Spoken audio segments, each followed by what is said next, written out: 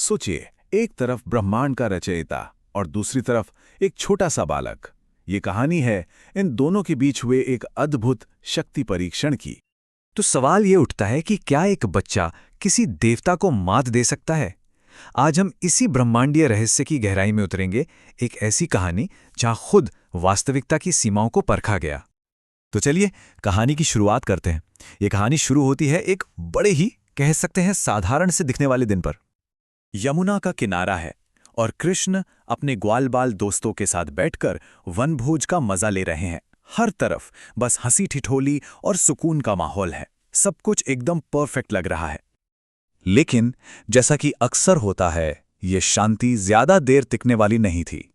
ये सुखद सा दिखने वाला मंजर अब एक बहुत गहरे रहस्य में बदलने वाला था। होता यह है कि हरी हरी घास के लालच में बछड़े चरते चरते कहीं दूर जंगल में निकल जाते हैं। अब दोस्त परेशान हो गए तो कृष्ण ने उन्हें दिलासा दिया। बोले, अरे चिंता मत करो, तुम लोग अपना खाना खाओ, मैं अभी बछड़ों को ढूंढ कर लाता हूं। और कृष्ण निकल पड़ते हैं। वो पहाड़ों में, गुफाओं में, हर मुमकिन जगह पर बछड़ों को ढूंढते हैं, लेकिन बछड़े कहीं नहीं मिलते। थक कर कृष्ण वापस उसी नदी के किनारे लौट आते हैं जहां सब खाना खा रहे थे। लेकिन वहां आकर जो वो देखते हैं वो हैरान करने वाला था। उनके दोस्त वो भी गायब थे। ग्वाल-बाल, उनके खाने के बर्तन, सब कुछ गायब था। मतलब ऐसा लग रहा था जैसे वहां कोई था ही नहीं, एक भी निशान नहीं। अब देखिए, कृष्ण तो सब जानते थे। वो एक पल में समझ गए कि ये कोई और नहीं बल्कि ब्रह्मांड के रचयिता भगवान ब्रह्मा की एक परीक्षा है।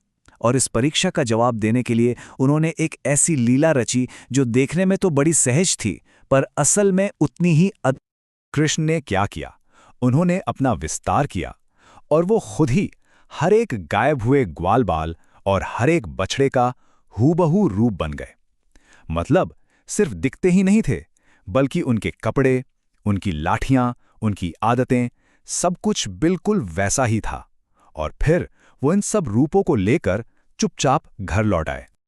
और ये जो भ्रम था, ये कोई एक दो दिन की बात नहीं थी, ये पूरे 1 साल तक चला। पहले दिन तो सब गायब हुए, फिर महीनों तक एक अजीब सी चीज हुई। माताओं का अपने बच्चों के लिए प्यार बढ़ता ही चला गया। साल खत्म होते होते बलदेव को कुछ शक होने लगा और ठीक 365वें दिन ब्रह्मा अपनी इस परीक्षा का नतीजा देखने के लिए वापस आए।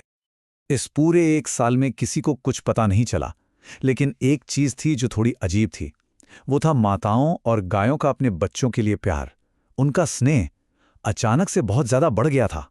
मतलब इतना ज्यादा कि वो थोड़ा अस्वाभाविक सा लगने लगा था। और इस बदलाव को सबसे पहले जिसने महसूस किया वो थे कृष्ण के भाई बलदेव। वो सोचने लगे, ये हो क्या रहा है? ये कौन सी मायावी शक्ति है जो मुझे भी भ्रम में डाल रही है? उन्हें यह समझ आ गया था कि ये जो असीम प्रेम है ये साधारण नहीं है, इसके पीछे जरूर कृष्ण की ही कोई लीला है। तो पूरा 1 साल बीत गया धरती पर, लेकिन ब्रह्मा के लिए तो ये सिर्फ एक पल के बराबर था। और वो इस उम्मीद में वापस लौटे कि देखें उनकी परीक्षा ने कृष्ण को कितना परेशान किया है। लेकिन यहां आकर ब्रह्मा खुद हैरान रह गए। उन्होंने देखा कि जिन बच्चों और बछड़ों को उन्होंने अपनी माया से छिपाया था वो तो अभी भी वहीं सो रहे हैं, पर दूसरी तरफ कृष्ण ठीक वैसे ही बच्चों और बछड़ों के साथ खेल रहे हैं। ये कैसे हो सकता है? सोचिए, ब्रह्मांड के रचयिता ब्रह्मा खुद चकरा गए।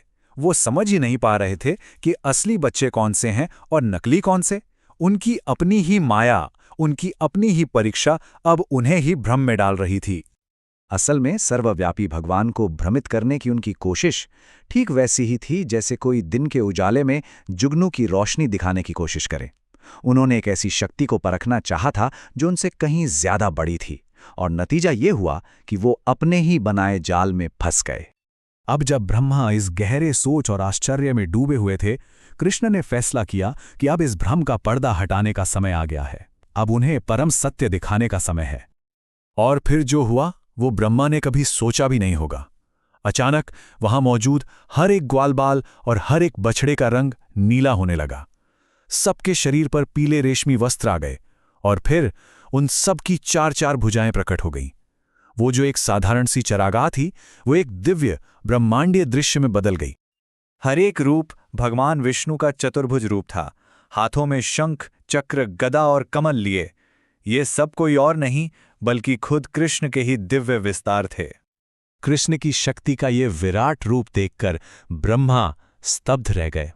उनकी हालत बस एक मिट्टी की गुड़िया जैसी हो गई थी, जो बस चुपचाप देखती रह सकती है।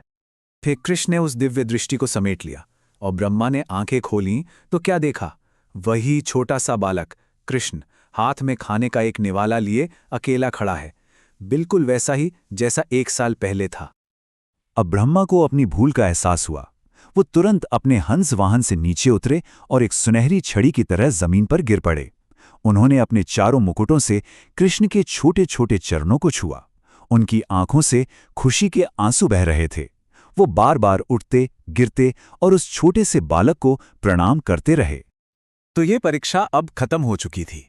रचयिता ने खुद सृष्टि के स्रोत को परखने की कोशिश की और इस अनुभव ने उन्हें बहुत विनम्र बना दिया। ये कहानी सिर्फ एक वनभोज के चोरी होने की नहीं है। ये कहानी है शक्ति की सीमाओं के बारे में और खुद वास्तविकता की प्रकृति के बारे में। और ये हमें एक बहुत गहरे सवाल पर लाकर छोड़ देती है। जब ब्रह्मांड का रचयिता खुद भ्रमित हो सकता है, तो फिर सृष्टि की प्रकृति असल में है क्या? ये सोचने पर मजबूर करती है कि जिसे हम सच समझते हैं वो कितना सच है, और क्या कोई ऐसी अदृश्य शक्ति है जो हमारे देखे सुने से परे सब कुछ चला रही है।